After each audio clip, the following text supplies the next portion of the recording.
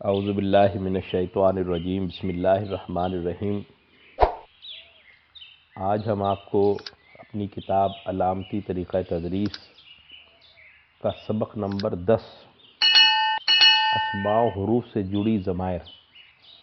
یہ ارسال کر رہے ہیں۔ یہ جو ضمائر ہیں جنہیں ہم اردو میں ضمائر اور عربی میں بھی ضمائر اور انگلش میں پروناؤنس کہتے ہیں، یہ نام کی جگہ جو ہے وہ استعمال ہوتی ہیں۔ میں، تم، ہم اور وہ۔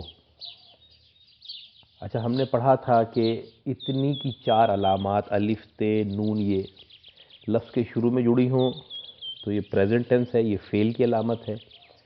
آخر میں جڑی ہوں سرخ علامات تو یہ بھی فعل یعنی ورب کی علامت ہے، اور آخر میں ہونے کی وجہ سے یہ پاسٹ ٹینس کی علامت ہے۔ اسی طرح آخر کے اندر 4 علامات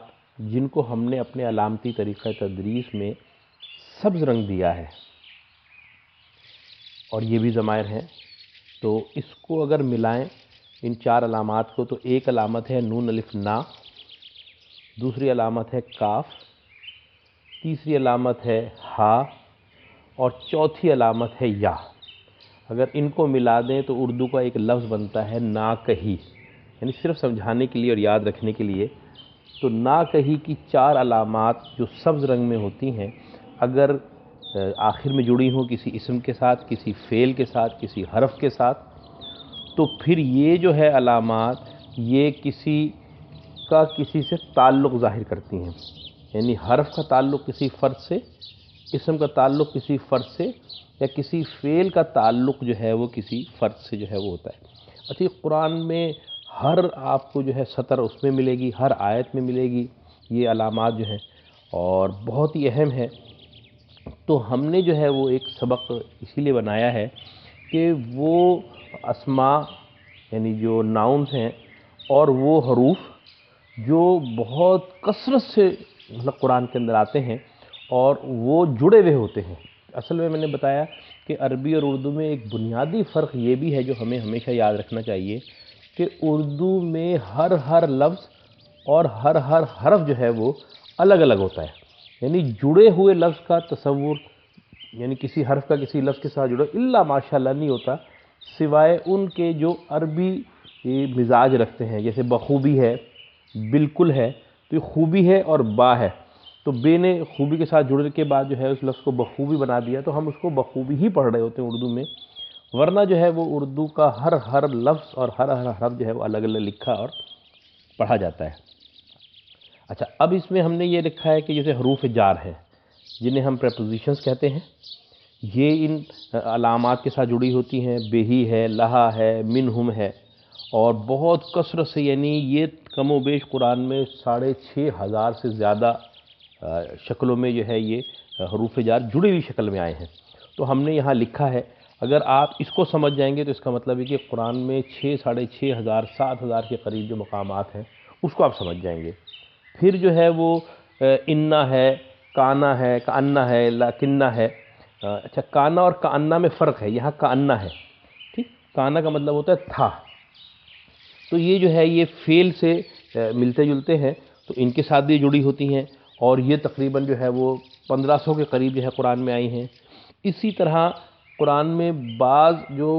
اسم ہیں وہ بار بار ریپیٹ ہوتے ہیں، کل ہے، بعض ہے، اکثر ہے، ٹھیک ہے نا، یہ بھی قرآن میں آتے ہیں، ہم نے ان کے ساتھ بھی ضمائر جوڑ کے آئے تاکہ اگر یہ کر لیں گے تو تقریباً 700-800 مقامات ہم سمجھ جائیں گے۔ اسی طرح رشتے ہیں عربی میں، ٹھیک ہے نا، ہم اب کہتے ہیں ابی، اردو میں ابی کہتے ہیں، ہم ابو کہتے ہیں، ٹھیک ہے نا، امی کہتے ہیں، ابن کہتے ہیں، فلاں بن فلاں، ٹھیک ہے نا، بنات کہتے ہیں، مدرسۃ البنات آپ نے سنا ہوگا۔ اخ جو ہے وہ ہم کہتے ہیں اخوت ہونی چاہیے، ٹھیک ہے نا، اخت ہے، یہ سارے رشتے ہیں، یہ بھی بہت کثرت سے قرآن کے اندر آتے ہیں ضمائر کے ساتھ جڑ کر، ان کو بھی ہم نے یہاں بیان کیا ہے۔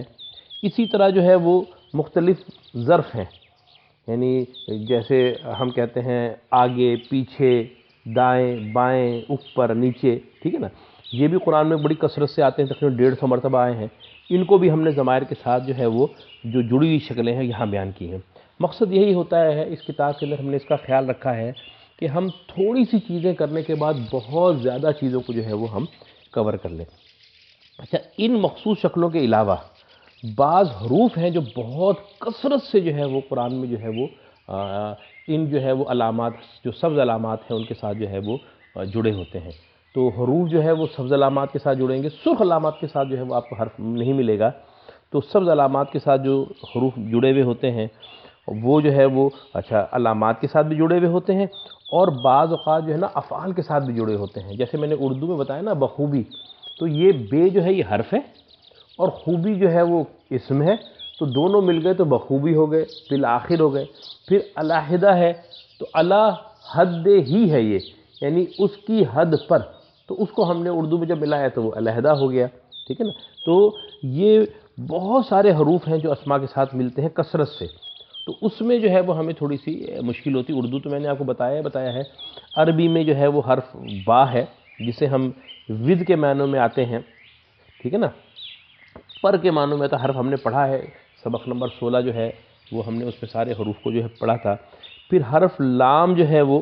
آتا ہے، للہ کہتے ہیں ہم اردو میں بھی اب کہتے ہیں، ٹھیک ہے نا۔ للذین آتا ہے، تو یہ اردو میں بھی ہے اور عربی میں بھی حروف بہت کثرت سے استعمال ہوتے ہیں۔ فا جو ہے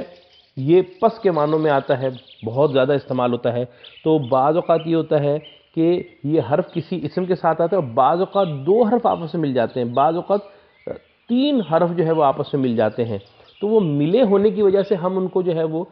تھوڑی سی مشکل ہوتی ہے۔ تو میں نے آپ کو بتایا کہ اس کتاب، جو ہماری علامتی طریقہ تدریس ہے، اس کے اندر ہم نے کوشش کی ہے کہ ہر وہ مشکل جو آپ کو دوران قرآن نظر آئے یا دوران تلاوت جو ہے وہ آپ کے کانوں کی جو سماعت ہو اس میں تھوڑی سی مشکل پیش آئے، تو اس کو جو ہے وہ ہم نے توڑا ہے، اس کو الگ الگ کیا ہے، تو ہمیں جو ہے وہ سمجھ آئے۔ پھر ٹھیک ہے نا، پھر ضرور کے معنوں میں جو آتا ہے لام آتا ہے، ٹھیک ہے نا۔ تو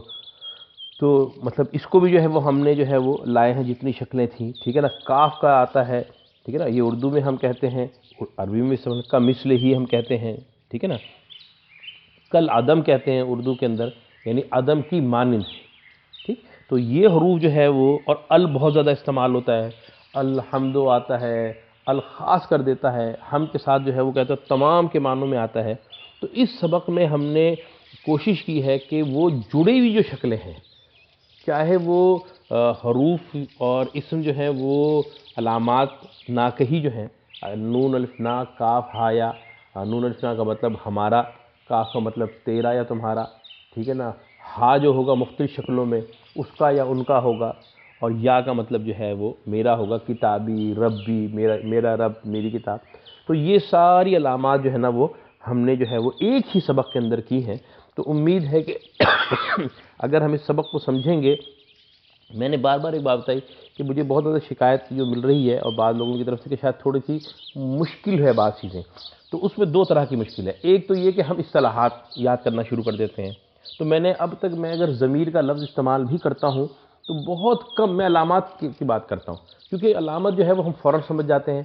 ضمیر ہو سکتا ہے کہ آپ سمجھ جائیں، لیکن جو آپ کا بچہ ہو یا آپ کی کلاس میں جو ہو سکتا ہے وہ ضمیر جو ہے وہ نہ، کیونکہ ہم تو بہت ہی اردو سے دور ہوتے چلے جا رہے ہیں۔ تو ابتدائی طور پہ جو ہے وہ ہم کریں۔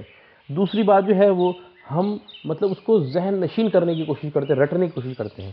جبکہ میں کہتا ہوں صرف اس کا فہم حاصل کریں کہ اگر کوئی 2 لفظ ملے ہیں تو وہ کیسے ملے ہیں، اور ان کو الگ کیا تو، کیونکہ حروف جو ہے وہ ہم نے الگ ایک کیا ہے، اور میں نے بتایا تھا آپ کو کہ اب انشاءاللہ ہم یہ کوشش کریں گے کہ حروف جو ہے نا وہ ہمارے لیے مشکل پیدا کرتے ہیں، اس لیے کہ حروف میں وہ حروف بھی ہیں جو اردو میں ہیں اور وہ حروف بھی ہیں جو اردو میں مستعمل نہیں ہیں، تو ان کو یاد کرنے میں گو کہ ہم قرآن پڑھیں گے تو تکرار سے ہمیں یاد ہوتے جائیں گے، لیکن ہم انشاءاللہ ان حروف کو تھوڑا تھوڑا کر کے بھی آپ کو روزانہ بھی بھیجنے کی کوشش کریں گے، تاکہ آپ کے پاس ایک مستقل جو ہے وہ ہوم ورک ہو حروف کے حوالے سے۔ تو یہ سبق جو ہے وہ بہت اہم ہے،